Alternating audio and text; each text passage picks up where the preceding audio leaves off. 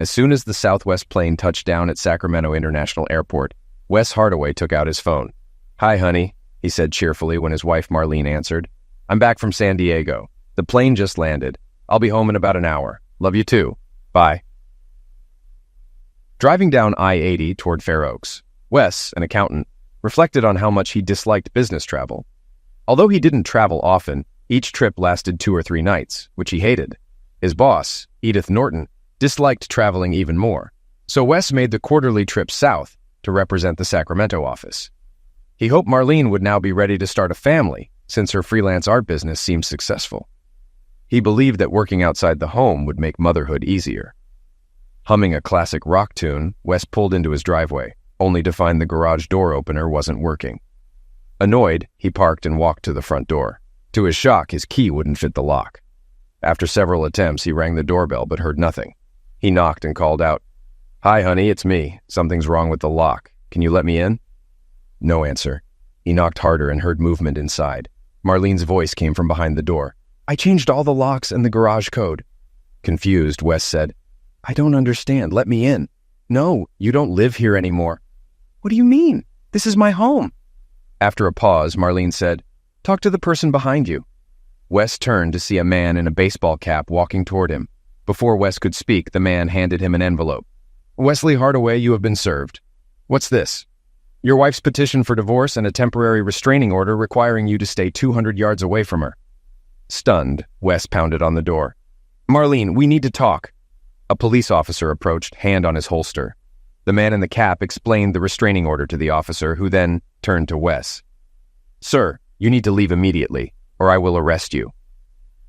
Wes, dazed, nodded and walked to his car under the watchful eyes of his neighbors. He drove away slowly, barely aware of his surroundings. Inside the house, Marlene breathed a sigh of elation. "I did it," she thought. He never saw it coming. The next morning, Wes woke up in a motel, confused and exhausted.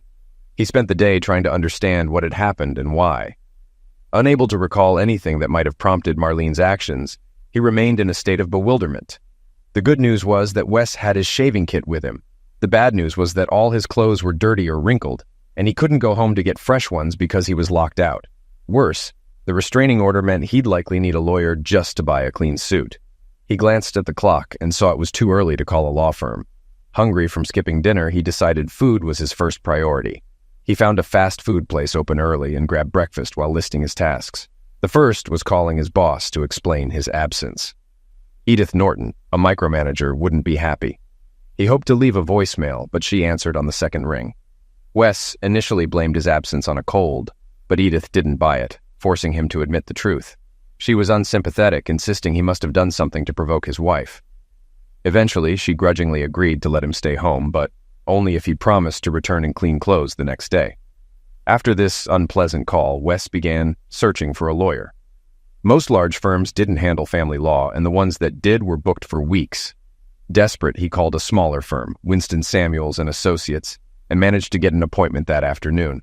Though he wondered why Samuels wasn't busier, he needed help immediately. Wes decided to buy new clothes, checking his bank account first. He was relieved his paycheck had been deposited, but horrified to see the joint account with Marlene had only $1 left. Furious she had taken everything, he added it to the list of issues for his lawyer. He went to Target and bought office-appropriate clothes. On an impulse, he drove by his house but saw no signs of life, so he returned to the motel and had a lonely lunch. Later, he headed downtown to the law firm. The office, in an old building near Capitol Mall, had an old-fashioned sign. After introducing himself, he was led to Winston Samuels' office. Samuels, an experienced-looking man in his 60s, listened as Wes explained his situation and handed over the papers. Samuels reviewed them carefully before asking Wes what he wanted. "Can you get the restraining order lifted? If I could talk to Marlene, maybe I could fix this." Samuels considered this, then leaned forward. "I have a few thoughts on that." Wes nodded as the lawyer began listing his points. "First, in California, you can't stop a divorce if the other partner wants one. Second, your wife locking you out shows she doesn't want to discuss her decision. Third, the restraining order means she doesn't want to see you without her attorney. Fourth, taking the joint bank account funds is a pressure tactic. You'll eventually get your half, but she's hoping the financial strain will push you to agree to the divorce quickly. Lastly, she's been planning this for a while. How do you know that? Wes muttered. Samuels explained. Getting a restraining order takes time. She hired an attorney, prepared the motion, got it approved by a judge, and changed the locks. This wasn't done overnight. Wes sank into a chair. She never hinted anything was wrong. She even said she loved me when I called from the airport. Samuels remained silent. Wes sighed. I guess I'll get a divorce then. But why did she do this without even discussing it with me? Samuels replied, I can't answer that, but I can refer you to a detective agency. They're efficient and reasonably priced, located in the same building. Shall I contact them for you? Yes, I want to find out what's going on. Samuels made the call, and soon the receptionist informed Wes that the detective, Trevor Samuels, could see him. Half an hour later, Wes stood outside Sacramento Confidential Investigations. Trevor, a middle-aged man in a tracksuit, greeted him. I'm Trevor Samuels, head of the CI division. Nice to meet you, Wes replied. Are you related to Winston Samuels? Yes, I'm his brother. I was a detective in San Francisco before going out on my own. Now let's talk. Wes told his story. Your brother says I can't stop the divorce, but I want to know why she did this. It's humiliating. The detective nodded. I understand. We can find out why, but the protective order is likely her way of setting up her story, assuming you've never slapped or hurt her? No, never, Wes confirmed. Then she's framing you as the bad guy. And when people ask about the divorce, she'll mention the protective order. Your reputation suffers while she says nothing. Wes was stunned. I can't believe she could be that evil. Trevor nodded. She set this up cleverly. I'll find out why within a week. That would be great, Wes replied, shaking his hand. For the rest of the day, Wes followed the lawyer's advice to protect his finances. The next morning, he went to work, but was greeted by Edith Norton. I see you're finally here, Mr. Hardaway. You have a lot of work piled up. I hope you'll be diligent in reducing it. God, how I hate that woman, Wes thought, but nodded and hurried to his cubicle. By skipping lunch and working hard, he managed to reduce his backlog. But his focus evaporated when Trevor Samuels called late that night. We've caught a lucky break, Wes. Our researcher found some interesting information. Can you come by tomorrow to see it? Can't you tell me now? Our policy is to present findings in person. Okay, Wes reluctantly agreed. I'll try to find time. If you don't hear from me, I'll come by first thing in the morning. Miss Norton was as unfriendly as he feared. Mr. Hardaway, you can't just take off work whenever you want. If you insist on taking tomorrow off, it must count against your vacation. Yes, ma'am, he replied sullenly, unconcerned about losing a vacation day. The next morning, Wes walked into the office, and Trevor was in high spirits. We're in luck. Come in, and I'll show you. Trevor showed him a fisheye image of Wes's house. A silver BMW i8 appeared, entered the garage, and the door closed. That was yesterday at 8:51 p.m., Trevor pointed out. That's not your wife's car, is it? No, she drives a Honda, Wes realized. She had a guest. Exactly. Someone with a new garage code. Another video showed the same car leaving the garage at 1:32 p.m. the following afternoon. Acid churned in Wes's stomach. It didn't take her long to find a new friend. Trevor played another video from 3 weeks ago showing the same car. How often? Wes asked fearfully. We have documents from the last 6 months. She met this visitor 2 or 3 times a week. Wes felt sick. How did you get this? Your neighbors have motion-activated cameras. Everything goes into a cloud database. Sometimes they catch porch pirates or cheating spouses. Wes gritted his teeth. Too bad we never saw the guy. Trevor brought up another video. This time the car's license plate was visible. I have a contact at the DMV, Trevor said, pressing a button. A driver's license photo of a handsome man appeared on the screen. Does the name John McKenzie mean anything to you? Son of a cow, Wes muttered. Marlene works at his ad agency. I bet that's how they met. He stood up abruptly. I'm going to confront him right now. Wait, Trevor said, grabbing Wes's wrist. This is why I present information in person. Sit down and let's talk before you do something stupid. Wes glared but sat back down. Listen, Wes, Trevor continued. Confronting him could prove your wife's case for a restraining order. Your reputation is already shaky. Don't ruin it permanently. Wes bowed his head. I'm not a fighter. If I went to Mackenzie's office, I'd probably lose. Besides, Marlene would love 2 men fighting over her.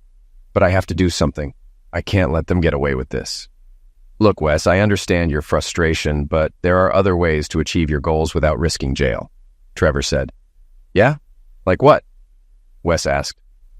I discussed your case with Dash Daniels, our IT expert. She knows social media and has some ideas. You should hear her out, Trevor suggested. Wes looked skeptical. I don't know. She's just down the hall. Give her a chance. If you don't like it, you won't lose anything, Trevor encouraged. Trevor led Wes to a door labeled Antisocial Network. Ignore that, Trevor said. It's her sense of humor. He knocked and stepped inside with Wes following. The room looked like a college dorm with a battered desk, several monitors, and posters on dark gray walls. A tall, slender girl with white hair and gothic makeup greeted them. I'm Dash Daniels, she said. You must be the cheatee. Wes shook her hand. What? If your wife is cheating, you're the cheatee, Dash clarified. Behave, Dash, Trevor interjected. Just hear her out, he told Wes before leaving. Dash invited Wes to sit on a futon.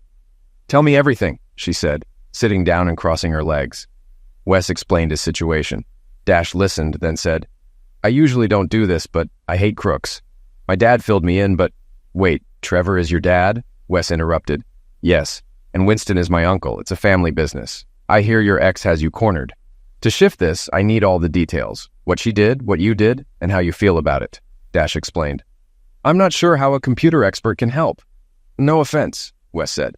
None taken. I manage social media reputations. It's what you need to counter your ex, Dash explained. But, Wes hesitated. Do you use the internet? Facebook, Twitter, TikTok, YouTube, eBay, Instagram? Dash asked. No, not really, Wes admitted. Okay, then let's cover social media basics. A large part of the population is online all the time. That's where they get news, meet people, find entertainment. It's huge, Dash said. Seeing his doubt, she continued. There are YouTubers making thousands playing games, businesses thriving on Amazon, and influencers shaping public opinion. If we can get this audience on your side, your ex will be powerless. Can you really do that? Wes asked, intrigued. We'll see. Now tell me your story again, focusing on your emotions and reactions. Emotions move people more than facts, Dash urged. Wes hesitated, but then agreed. For the next hour, he recounted his story from an emotional perspective. Dash took notes, asking clarifying questions. When he finished, she reviewed her notes and looked at him seriously. Now, let's get to work, Dash said. I think I know how to handle this, but first, Wes, how strong are you? Dash asked. You mean physically? Wes asked. No, I mean your ego. How well do you handle criticism and others' opinions? Dash clarified. I guess I'm as strong as anyone else, Wes replied. Well, we'll find out, Dash said. I don't understand, Wes admitted. Every good story has an arc, she explained, drawing a half circle in the air. The main character starts here, faces a downfall, hits a low point, then things improve.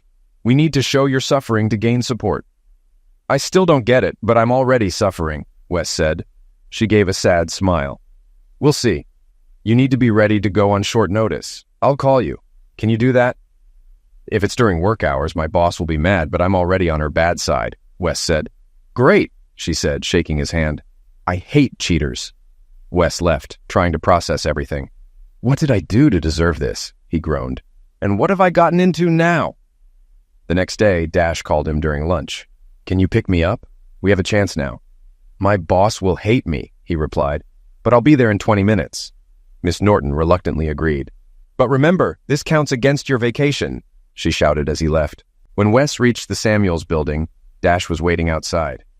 You got a new wardrobe, he joked, but she ignored him. We're going to your house, she ordered.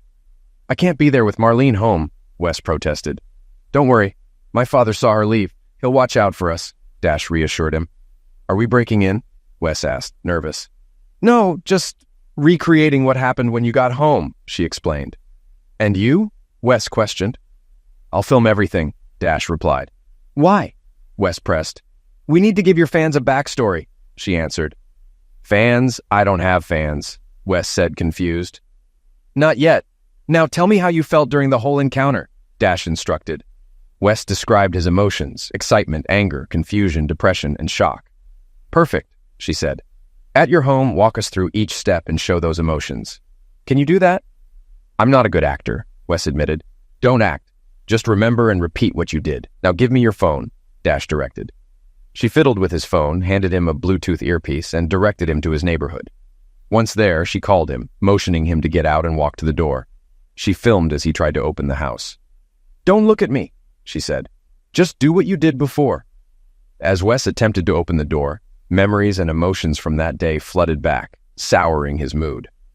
"Ring the doorbell, Wes," Dash instructed through the earpiece.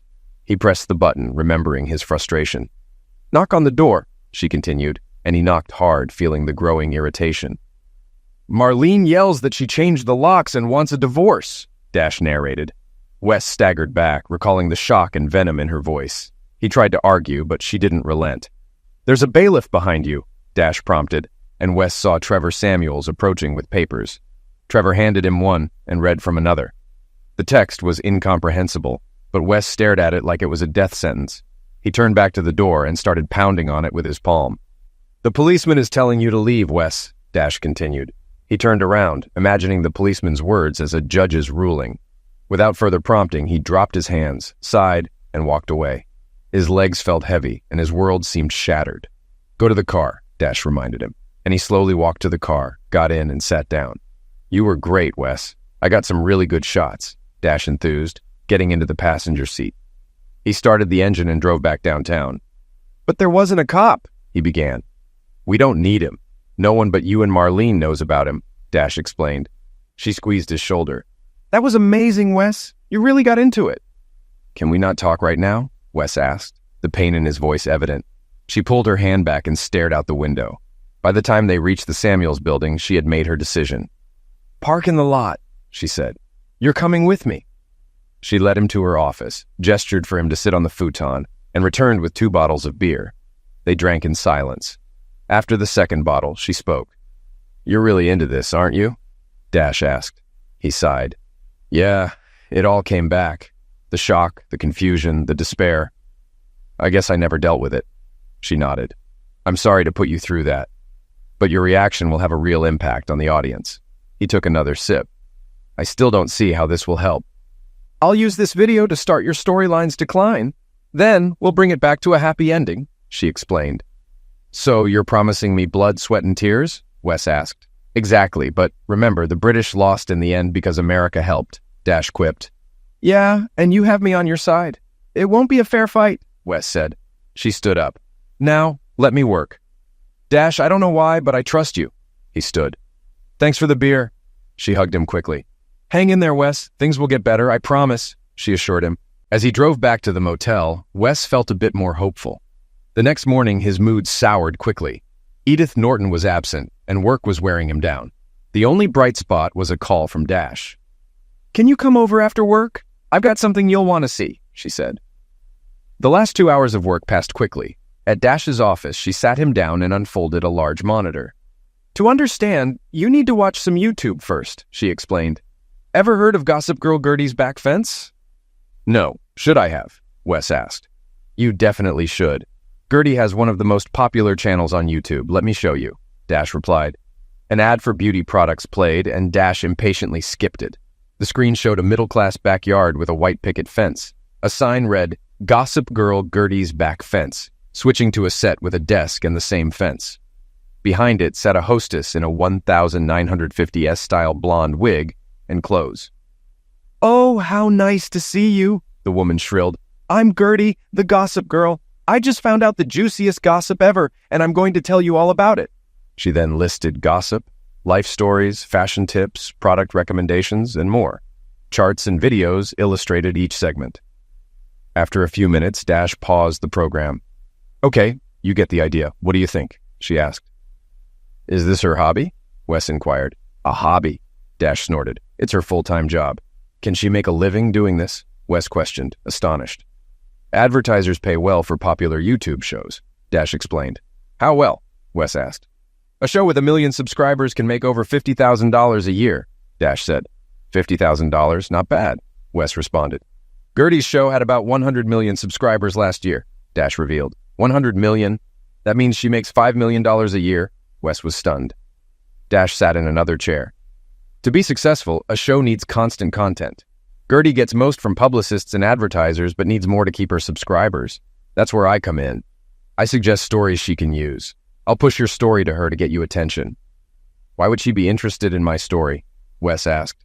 "I'm going to make you the symbol of every heartless man who has cruelly abandoned a wife or girlfriend," Dash explained. "What? I'm not a quitter," Wes protested. "Not in my version. Look at the footage and script I put together for Gertie, Dash replied, clicking on a file showing Wes's car pulling into his driveway. Dash read the script. How many of you have been dumped by a boyfriend or kicked out by an insensitive husband? In Sacramento, a wife changed all the locks and kicked him out. The video showed Wes pounding on the door. Look at his face. He can't believe it. Watch him deflate when the bailiff hands him the divorce papers, she continued. And for the grand finale, the humiliated hubby takes the long, shameful walk to his car. Wes watched the screen in pain. That was humiliating. Do we have to do it like that? He asked. I'm sorry, Wes, but it's the only way, Dash replied. Okay, if you say so. At least you didn't use names. I hope no one recognizes me, Wes said, resigned. She turned away without a word. The next day at work, Wes received a message from Dash. You are live on Gertie. Fasten your seatbelt. For the last hour of work, Wes watched his co-workers but noticed nothing unusual. Edith Norton glanced at him as he left at 5:30 p.m., but that wasn't unusual. He decided to stop by Dash's office. Gertie loved it, Dash said cheerfully. She used it just like you saw, but did the voicing herself. She's already getting a great response. A lot of women love seeing an insensitive man suffer. But I'm not like that, Wes protested. They don't know that. It's spreading online. Someone on TikTok shared your face and now it's going viral. My Facebook accounts are getting posts about it too, Dash informed him. But don't worry, on the internet, you're called Humiliated Husband, she added. Great nickname, he muttered sarcastically. So what's next? We let this develop for another day, then move to phase 2, Dash explained. What's phase 2? Wes asked. We turn you into a real villain, Dash replied. Does it have to be? Wes questioned, uneasy. Absolutely. You can't rise unless you fall first, Dash insisted. I don't think Newton said that, Wes remarked. Yes, but Sir Isaac didn't know about the internet, Dash countered. He spent the evening in a somber mood and struggled to fall asleep in the cramped motel room. The next morning, he overslept and had to rush to work. Entering the lobby, he noticed the receptionist staring at him intently and making a phone call as he headed to his cubicle. What was that about? He wondered, settling at his desk. Throughout the morning, an unusual number of employees passed by his cubicle, with snide comments and muffled laughter. Just before lunch, a supervisor burst in. Wes, this internet nonsense is affecting your work. It's not professional to air your personal problems, she scolded. Ma'am, I'm just working on the Wilson case. I'll have the file ready by 2 p.m., Wes replied. Email it to me. Judging by the way you move, it'll take an hour otherwise, she said, walking away and leaving Wes anxious. If even Edith saw it, this story must be everywhere, he groaned. Trying to stay inconspicuous didn't help. During a restroom break, a group of co-workers gathered in the hallway, and a nervous intern approached him. Mr. Hardaway, some people want to know if your initials are HH, the intern asked. Wes stared in shock as the group erupted in laughter. He hurried to the restroom for refuge. At 5 p.m., he dashed out of the office and drove to the Samuels building, confronting Dash. What did you do to me? Everyone knows it's me, even my boss, Wes demanded. I'm not surprised, she replied calmly. Wes, you've become a meme. A what? Wes asked, bewildered. A meme. That clip of you walking away humiliated has gone viral. You're the poster boy for a man humiliated by a woman, Dash explained. He sank into a chair, arms around his head. Dash knelt in front of him. Wes, it's going to get worse. Tomorrow, Gertie will reveal you were served with a protection order. Can you be strong? She asked. I'll try. I don't have a choice, Wes muttered. The next day, Jack Mackenzie parked his silver BMW in the Hardaway driveway. Inside, Marlene was frowning at her computer. Did you see this? She asked, pointing to Gertie's video of Wes. How did they get that tape? Probably one of your neighbors filmed it. It makes Wes look like an idiot and you're smart for dumping him, Jack replied. I guess you're right, but I feel sorry for him. Look at his face, Marlene said, her voice softening. The next day started better for Wes. People still stared, but the novelty seemed to have worn off. His calmness was shattered mid-morning by a text from Dash. The second part of Gertie's is up. Stay cool, she warned. He logged onto YouTube and watched in horror as Gertie's new video played. She revealed the restraining order, showing the official document and speculating on its implications. To the wife, we hope you are safe. To the humiliated hubby, goodbye. And we hope you get what you deserve, Gertie declared. Wes felt his world crumble further, as Gertie's influential words painted him as a villain. Oh my God, Wes muttered. Gertie could put a bounty on my head. I've got to get out of here." Normally, the office had a steady hum of background noise, but now it felt like a low, menacing growl. Wes noticed coworkers whispering and throwing accusatory glances his way. He tried to slip out unnoticed, but the crowd only grew. Snide comments and muffled laughter echoed around him. Suddenly, the noise died down as Edith Norton entered his cubicle. "Mr. Hardaway, unprofessional behavior impacts our office. Normally, your personal life is your business, but not when it involves spousal misuse," she said sternly. "But I never touched Marlene," Wes exclaimed. "Then why did she seek legal recourse? Why must you stay 200 yards away from her?" Edith asked. "I don't know why," Wes replied, desperation in his voice. "Enough," she shouted. "This company has zero tolerance for spousal misuse. You are hereby terminated, effective today." Wes's mouth dropped open, but she continued. "You will be paid for your work and receive 2 weeks severance pay. Leave immediately. Ralph will escort you out." A stout security guard entered. "Mr. Hardaway, we won't have any problems, will we?" Ralph asked. Wes shook his head and let the guard lead him away. The murmurs grew louder behind him. In his car, Wes sat in a daze until Ralph gestured for him to leave the parking lot. He drove aimlessly until he found himself outside the Samuels building. Angry, he rushed to Dash's office. "What did you do to me?" he demanded. "I've been going through hell all day. Everyone knows it's me, even my boss." "They fired you? Why?" Dash asked, concerned. "Hatchet-faced Norton fired me. They're sending me severance pay," Wes explained, frustration evident in his voice. "That's great," Dash exclaimed. "Don't go anywhere, Wes. I'll be right back." She ran out, leaving Wes puzzled. Exhausted, he lay down on the futon. Half asleep, he woke when Dash returned and sat beside him. "I'm so sorry, Wes," Dash said, taking his hands. "I knew Phase 2 would be tough, but I didn't think your firm would act so fast. It was the worst part, Wes. Tomorrow we'll let things settle, then launch Phase 3. "Oh, God, now what?" Wes asked, groaning. "Now your arc will climb. You've hit bottom, it's going up from here. Uncle Winston says don't cash checks from your firm," Dash informed him. "You talked to your uncle about this?" Wes asked, surprised. "Yes, and he insisted. Don't sign anything without his approval," Dash replied. "But I'm running out of money. Paying for the motel, eating out, buying clothes, it's all adding up," Wes said, worried. Dash brightened. "You could move here." "Live in your office?" Wes asked, incredulous. "Yes, I live here. There's a converted bedroom and a bathroom," Dash explained. "But I can't do that. Where would I sleep?" Wes asked, uncertain. "On the futon until we sort things out." Seeing his hesitation, she squeezed his hands. "It's silly to waste money on a motel. Now that you're laid off, you'll be here most of the time anyway." "Let's go out for dinner and talk about it," Wes suggested. They went to a small bistro where Wes recounted his day. She listened sympathetically. After dinner, she insisted on paying the check. Back in the car, Dash said, "Why don't we stop by your motel, get your stuff, and check out? I'll drive you back to the office." Too tired to argue, Wes agreed. They gathered his belongings and returned downtown. Dash helped him set up the futon as a bed. She reappeared wearing a long t-shirt with video game characters. "Everything you need?" she asked. He nodded. "Thanks for this, Dash. I'm glad to be here and not in that motel." She smiled. "Me too, Wes." After turning out the lights, Wes lay in the semi-darkness, illuminated by computer screensavers and LED lights. A wave of depression washed over him. What happened to my life? I lost my marriage, house, job, and friends.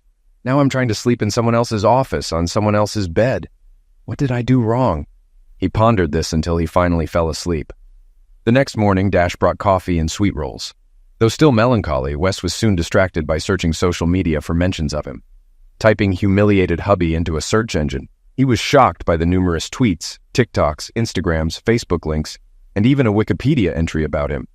"I spent most of yesterday posting images, comments, and links to spread your story," Dash admitted. "But it took off on its own.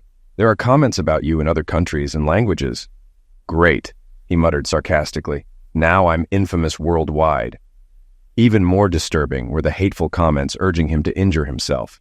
"I might need a bodyguard before this is over," he groaned. "The farther you fall now, the higher you'll bounce back," Dash encouraged him. "I hope you're right because I feel like I'm dropping like a stone," Wes said, disheartened. Meanwhile, Marlene was reading comments about Wes on Gertie's site. Worried, she called Jack.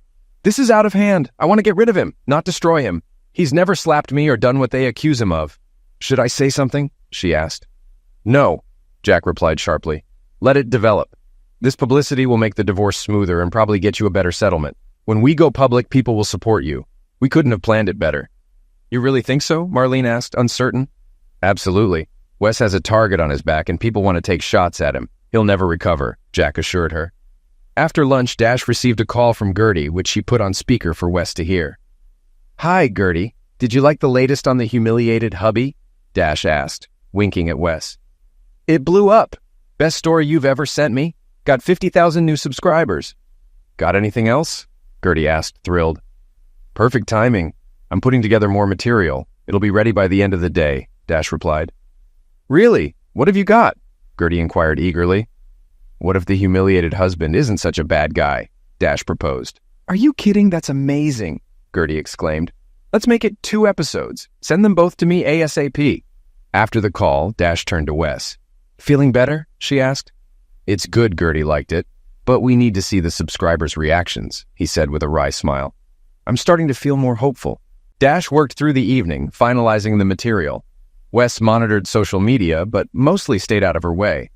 When she was satisfied, she uploaded everything to Gertie and relaxed after receiving a thumbs up. How about we order a pizza? I've got beer in the fridge. We can relax and unwind, she suggested. Sounds good, Wes agreed. After eating, he asked, How did you and Gertie become such good buddies? We met as freshmen at the California Institute of Technology, Dash explained. Caltech? I wouldn't have guessed she once wanted to be an electrical engineer, Wes said, surprised. What about you? Dash asked. I majored in computer science but never finished.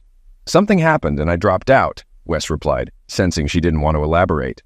He tried another question. Where did you get the nickname Dash? Did you run track or something? She shook her head and grinned. Actually, Dash is short for Dashiell, from Dashiell Hammett. My father loves detective novels, especially The Thin Man and The Maltese Falcon. Wes nodded. What about Daniels? Her smile faded. That's my ex-husband's last name. Oh, sorry. I didn't mean to bring up bad memories, Wes apologized. It's fine, she said, looking away. In college, I was a rebellious girl from Sacramento. Joey, my ex, was a bad boy and I got involved with him. We ran away together, and my father helped us with an apartment in Pasadena.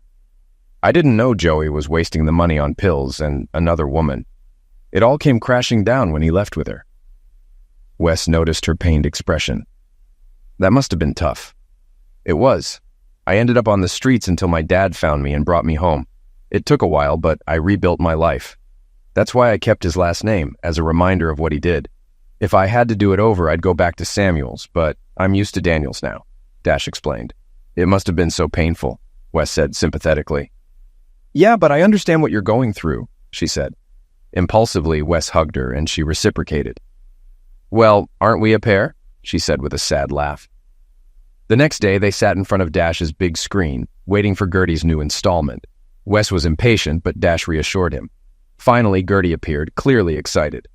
I have big news, gossip lovers. The saga of the humiliated hubby has a new twist, Gertie announced.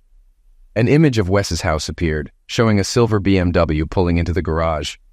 Guess whose car this is? Jack Mackenzie, head of the Mackenzie Agency, visiting Mrs. Hubby 3 months before she filed for divorce.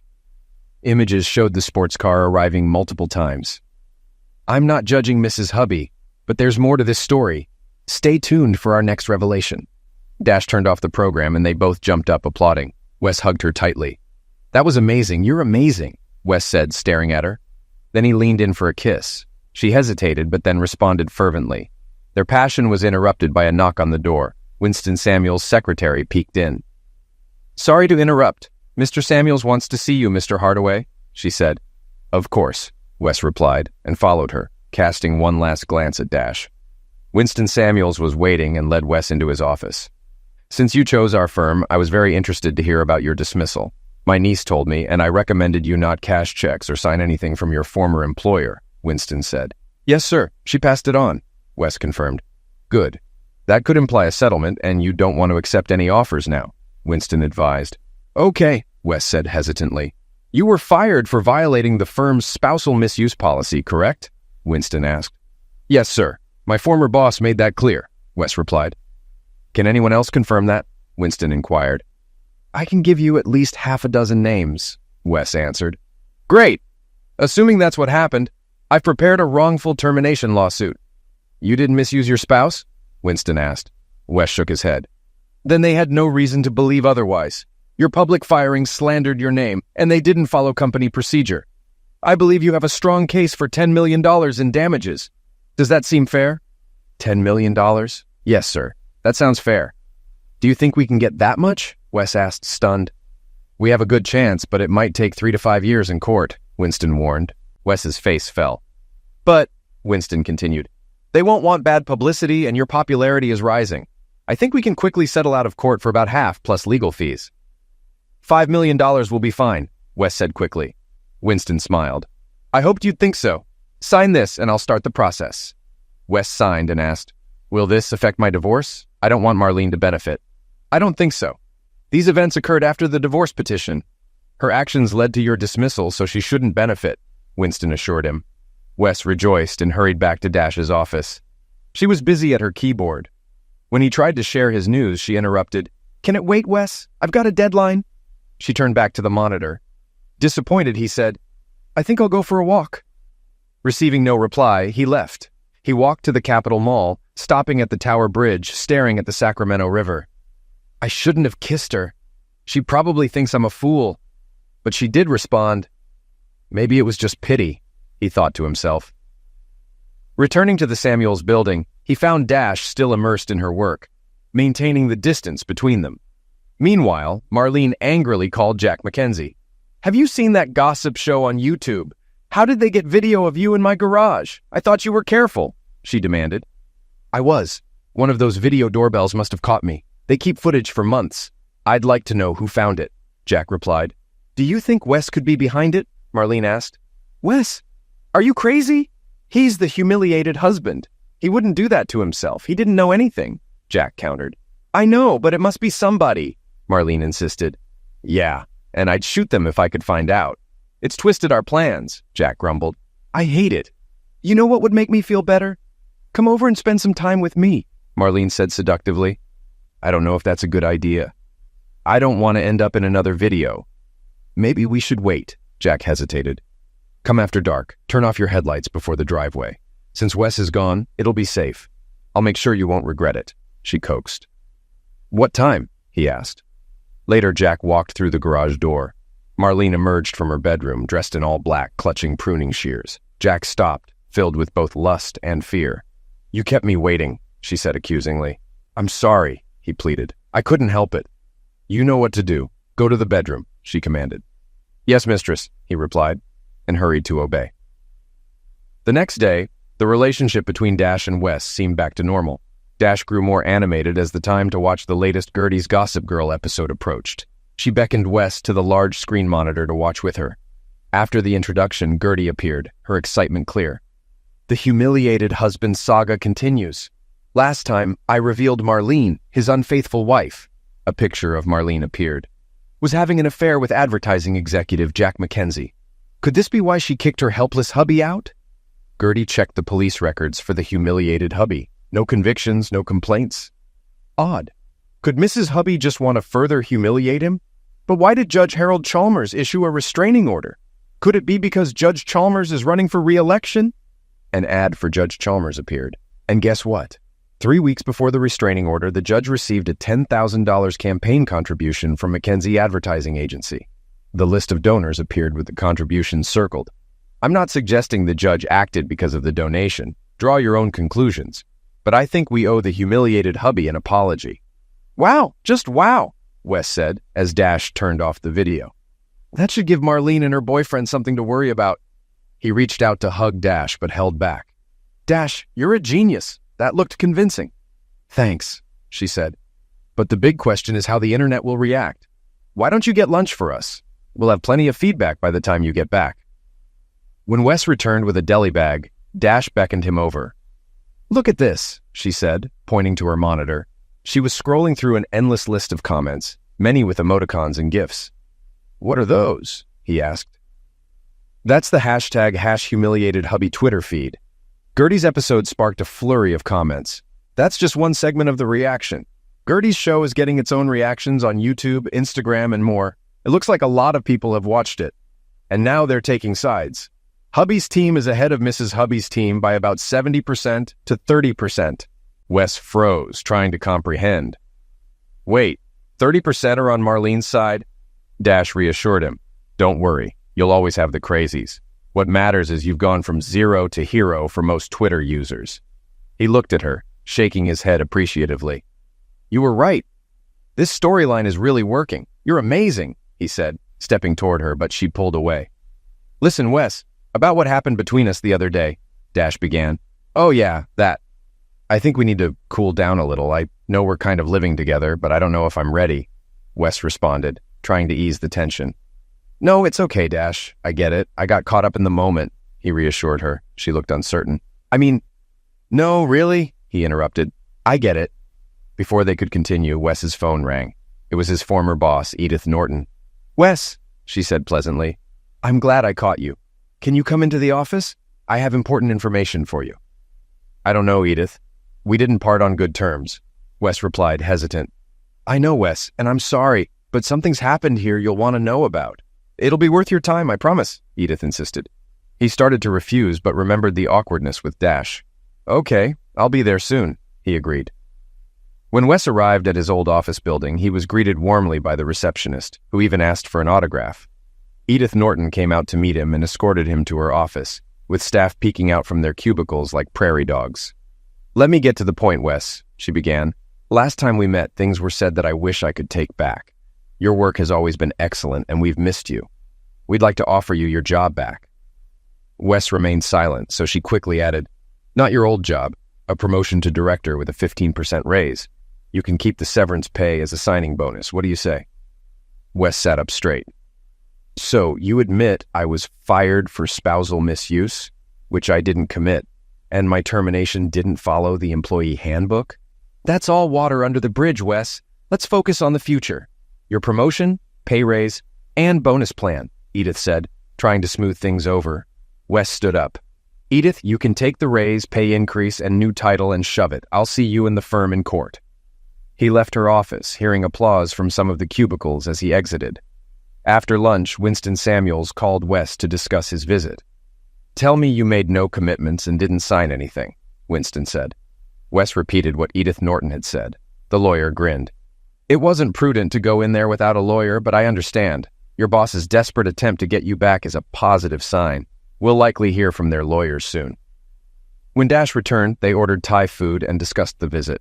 Wes recounted his run-in with Edith and mentioned the lawsuit, but didn't share the details to avoid looking like he was trying to impress her. Dash seemed happy for him. After all you've been through, you deserve a little luck, Dash said. The conversation paused, and Wes noticed Dash staring at him. What's the matter, Dash? He asked. She hesitated before asking, You asked me about my past. Can I ask you about yours? Sure, ask, Wes replied. How did you and Marlene end up together? Dash inquired. Wes rolled his eyes. I met her at a Chamber of Commerce event. We hit it off, talked all evening, and things moved quickly. We got married 6 months after we met. And you didn't know her that well? Dash asked. I thought I did. She told me she was divorced, and I believed her ex was an idiot. She wanted to elope, and we got married right after her divorce was finalized. It all seemed exciting and romantic at the time, Wes explained. Dash sat in silence, processing what he had shared. I was just curious how you two ended up together. She stood up, yawned, and stretched. I'm really tired. I think I'll go to bed early. See you in the morning, Wes. He watched her door close and muttered to himself, What's this all about? The next morning, Wes's phone rang early. Mr. Hardaway, a woman's voice said, This is Winston Samuels' office. Mr. Samuels would like to meet with you this morning. Sure, I can be there in about an hour, Wes replied. He knocked on Dash's door and found her fully dressed. Good morning, Wes. Who was on the phone? Your uncle's secretary. He wants to see me in an hour. Can I use your shower? I think your uncle would appreciate it. Dash waved him off, and he showered, shaved, and dressed. When he came out, he saw Dash had bought coffee and croissants. You need caffeine and carbs for a good breakfast, she said with a smirk. At the lawyer's office, the receptionist greeted Wes warmly. He's expecting you, she said with a smile. Winston Samuels looked stern as Wes sat down. I've been negotiating with your former employer, he said. We couldn't agree on the $5 million we discussed. Wes felt disappointed. A hint of a smile appeared on the lawyer's face. However, I secured $6.5 million. I hope that's satisfactory. $6.5 million? You're kidding. Wes exclaimed. "They'll cover my fees, too. The only condition is a non-disclosure agreement and no public comments about the deal. Is that okay?" Winston asked. "For $6.5 million, I will gladly stay silent," Wes replied. The lawyer gestured for Wes to stop. "Remember, the IRS and the state will take their share. You'll get about half." Wes smiled. $3.5 million is more than I expected. I'm not complaining, but please don't tell anyone, especially your family. "I never discuss a client's business without their consent," the lawyer assured him. Wes then returned to Dash's office. She looked curious. "What did Uncle Winston say?" she asked. "Do you have any plans for tonight?" he asked nonchalantly. "No, why?" she responded. "Great, I'd like to thank you by taking you to dinner. Have you been to the Firehouse restaurant?" he asked. "I'd love to, but the Firehouse is expensive." "Are you sure?" she replied. "I've already made reservations. Besides, it's not too expensive for a man about to get a very good settlement," Wes said. Realization dawned, and she jumped with delight. "Oh, Wes, congratulations. I'm so happy for you." Then she looked concerned. "The Firehouse tonight? I don't have anything to wear, and I need to get my hair done." "No, you don't need to change anything," Wes reassured her. "Why not?" she asked. "It took me a while, but now I think your style suits you," he said. She hesitated, but then hurried into her bedroom. A few minutes later, she emerged. "I need to shop. Damn you, Wes Hardaway. I haven't shopped in years." She grabbed her car keys. "Stay here. If anyone needs anything, handle it. I'll be back soon." She sprinted out the door. It was dark when she returned with several bags. She quickly disappeared into her bedroom. Wes decided to get dressed too. He put on the only suit he had salvaged from his house. Behind him, he heard her voice. "Well, what do you think?" she asked. He turned to see her in an ankle-length black halter dress. "Dash, is that you?" he asked, surprised. Her face fell. "You don't like it?" No. He rushed over. "You look amazing, like a model. I've just never seen you in such an elegant dress." Relieved, she smiled. "I was afraid it was too much, but it looked so good in the store." He stepped back to take another look at her. The black dress contrasted with her hair, and the silver high-heeled sandals completed the look. "You look so tall, and the dress really suits you," he marveled, then glanced at his own clothes. "Now I'm wondering if I look good enough to go with you." She laughed, kissed his cheek, and said, "I would have told you if you didn't. Now why don't you call us a cab?" As they finished dinner on the Firehouse's brick-lined terrace, Dash sipped her wine and got serious. "Wes, remember how I pulled away the other day?" she asked. His smile faded. I remember, but it was my fault." "No, it wasn't you, Wes. It was me." She looked down at the table. "Remember when I told you about my marriage? It really hurt me. I haven't dated since then." He looked uncomfortable. "I'm sorry, Dash. I didn't mean to pressure you."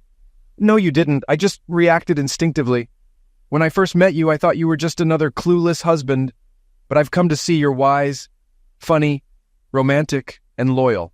That's important to me." She blushed. "If you wanted to kiss me again, I wouldn't run away." He smiled triumphantly and took her hand. Before he could speak, a waiter approached. "I think we'll skip dessert," Wes said. Dash blushed again. Meanwhile, Marlene angrily tried to contact Jack Mackenzie. "What's this about bribing Judge Chalmers for a protective order? I thought you said he was your friend," she demanded. "In politics, friend means sponsor. The judge needed a friendship gesture to help, but now the agency directors have kicked me out, and the California Department of Revenue is auditing us. I'm screwed," Jack explained. "Oh, Jack, I'm so sorry," Marlene said. "Your sorry is worthless. Forget my number while I fix this nightmare," he snapped, hanging up. "What am I going to do now?" she moaned. Wes and Dash, engrossed in each other, barely noticed the Lyft driver as he dropped them off at the Samuels building. They hurried to the elevator and up to the 6th floor, hugging tightly. Once inside Dash's office apartment, she told him to wait while she went to her bedroom. "I'll be just a minute," she said. When he entered, he found the room lit by candles and Dash stood in the soft light. They had an incredibly good time that night. The next morning, Wes woke up early and lay thinking. He got up quietly to avoid waking Dash. When he returned, she was already awake and dressing. She looked at him apprehensively. "What's the matter, Wes? Where did you go?" she asked. "I needed to take a walk and think," he replied. "What were you thinking about?" she asked, trying to hide her worry. He sat across from her with a serious expression. "Losing my marriage, home, and job has made me rethink my future. Everything seemed clear before, but now I'm questioning what I want and where I want to live." He saw her uncertainty and explained, "I'm not from Sacramento. My father was in the Army and I grew up in Colorado Springs. We moved here because my mom had relatives in California.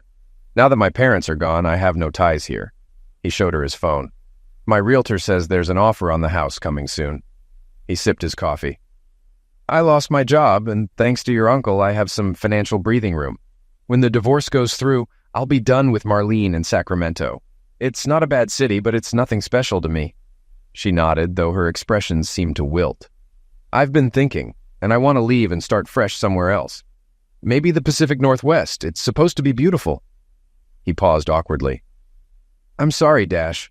What I mean is, would you consider coming with me?" She was bracing for the worst, so it took a moment to process. "You want me to come with you? For how long?" she asked. "As long as you want," Wes replied. "But how long do you want me to stay?" she asked. "I don't want you to ever leave," Wes confessed. She gasped and hugged him tightly. After a long embrace, he pulled back. "I know it's a lot to ask, Dash, leaving your family and job, and you don't know me that well yet," he began. "Shut up," she interrupted. "Your problem, Wes, is not understanding when someone says yes." She kissed him again, showing she needed no more convincing. For the next few days, they were almost oblivious to others. Their relationship's change was noticed by everyone, providing amusement for the ladies on the floor and eye-rolling for the brothers. Reality soon intervened. Wes had to consult Winston Samuels about the divorce. Marlene became reasonable and issues were quickly resolved, allowing the divorce to proceed without conflict. Wes arranged for Winston to handle the house sale closing and the settlement with his accounting firm, keeping the outcome from Dash for now. Dash had worked for several clients, primarily her father. She cautiously informed him of her plans to leave with Wes. "Dash, are you sure? I remember what happened with Joey. I don't want you to get hurt again," her father said. She tensed, expecting a confrontation. "It's different now, Dad. I'm older and more careful. Wes is nothing like Joey. No impulsiveness, no wandering eye, no drinking problem." "I know," he said, surprising her. "I've checked. I almost lost you once. I'm not risking it again." She started to object, but he continued. "Everything I've found matches what you said. He's tough, reliable, intelligent, and hardworking. He was a faithful husband, just naive about Marlene. You've chosen well. I'd hate to see you go, but if you want to, you have my blessing." "Oh, Papa," she exclaimed, hugging him tightly. When she returned to her chair, he said, "I'm glad you won't have financial problems. I'd hate to see you close your business, though. You're really good at it, and I rely on you more than you know." She laughed. "Going with Wes doesn't mean I'll stop working. I can run my business from anywhere with a laptop and high-speed internet. You're not getting rid of me that easily." "I'm very glad to hear that, Dash," her father said. Then his expression turned serious. "There's something else you both need to hear. Wes should join us." Puzzled, she found Wes. When they returned, Winston sat on the edge of his desk. "I've learned some news that may affect you both. Jack McKenzie, your ex-wife's lover, has been ousted from his agency and is under investigation for tax fraud," Winston informed them. Wes shrugged. "I'm not shedding any tears for him." "That's not all," Winston continued. "He and Marlene are no longer dating and don't talk anymore." Wes and Dash exchanged glances. "Okay," Wes said firmly. Dash looked at her father. "Why make such a big fuss about this?" she asked. The detective looked at the couple. "It's not what happened, but what might happen next. Wes, your ex's scheme failed. She has no prospects of a new lover or selling her work. I think she'll try to make up with you." Dash sighed. "Good luck with that." Wes waved dismissively. "I wouldn't touch her with a 10-foot pole." Trevor nodded. "I understand, but don't underestimate her. She can delay the divorce, object to the house sale, or petition for family counseling. Dash mentioned your plans to leave town. Marlene could drag this out for a long time." "But why would she do that?" Wes asked sharply. "She gets to keep living in the house and has more time to try to reconcile with you. If she learns about your financial settlement, she might demand money in exchange for the divorce," Trevor explained. "What a nightmare!" Wes exclaimed. "You don't know the half of it," Winston added. "Let me tell you what else I found out." After hearing the new information, Wes and Dash were stunned. Wes's face was white with anger. Dash was worried, seeing him so upset. "What are you going to do, Wes?" she asked fearfully. "I'd like to strangle her," he replied firmly. Seeing Dash's reaction, he quickly reassured her. "Don't worry, babe. I'd never do that. But I want to repay her somehow." She looked thoughtful. "I know someone who can help us." He looked puzzled, then smiled. Gertie. They both laughed. Let me message her about another installment of the humiliated hubby saga, Dash suggested. Within seconds, the phone buzzed. She grinned and showed Wes the reply. I want it. I want it. I want it. They quickly worked on the information Trevor had found, preparing it for Gertie. After a couple of hours, Wes's phone rang. Dash saw the name on the display and the anger on Wes's face. She went to the bedroom to give him privacy, but could still hear the anger in his voice. When the call ended, she came back out. It was Marlene, he told her. She wants to meet tomorrow at our house to settle some details. She hinted at wanting to reconcile. And you told her you'd get back to her? Dash asked. The question is, how quickly can we get this information to Gertie, and when can she air it? If we can send it today, she might work on it right away. It could mean a late night for us, but it'll be worth it, Wes said. Let's do it, Dash agreed. Okay, I'll let Gertie know our plans. Great, he said. I'll call Marlene and tell her I can meet tomorrow afternoon. Hopefully Gertie will have plenty of time. Dash grinned and picked up the phone. Judging by her reaction, you don't need to worry. The next afternoon, Marlene was nervously checking herself in the mirror when Wes arrived in a lift. She was surprised, but realized this could work in her favor. Worst case, I'll drive him back to his apartment. Best case, he stays the night, she thought. When he reached the porch, she was already holding the door open. She tried to kiss him, but he pulled away. Don't rush, she scolded herself. She gestured for him to sit in the living room. Do you have the papers we need to sign? He asked. I do, she replied, spreading them on the coffee table. But before we get into that, I need to apologize. I've made big mistakes and treated you terribly. This whole divorce is like waking up from a bad dream. I don't know what I was thinking. I was selfish and cruel, and I don't even know why. All I know is that I wish I could make it up to you. He started to speak, but she continued. The prospect of selling the house made me realize what happened. She smiled slightly. We had so many happy times here, full of hope and love. Now I can't bear to lose that. She leaned forward, a tear glistening in her eye. Wes, is there any way we can get that feeling back? Can't we start over? We don't have to sell the house. If you're willing to try, I'd spend the rest of my days making you as happy as you deserve. He looked at her coldly. Let me get this straight, Marlene. You want me to forgive you for cheating, forget the restraining order, and forget locking me out of my own home? Honey, I know I treated you horribly and did terrible things that hurt you. I can't explain why I did those things. It's like I went temporarily insane. But I've come to my senses. I remember how good we were together. Please, baby, let's not throw the good away with the bad. He looked at her incredulously. Are you out of your mind? He growled, and she flinched. Let me make this clear. I'm an accountant. I deal with assets and liabilities, and you, Marlene, are a huge liability. The sooner I get rid of you, the happier I'll be. Now, if you'll give me the papers to sign, I'll leave. And hopefully this will be the last time I see you. Shocked, Marlene handed Wes the papers from the real estate agent. As he signed, she noticed a car idling outside.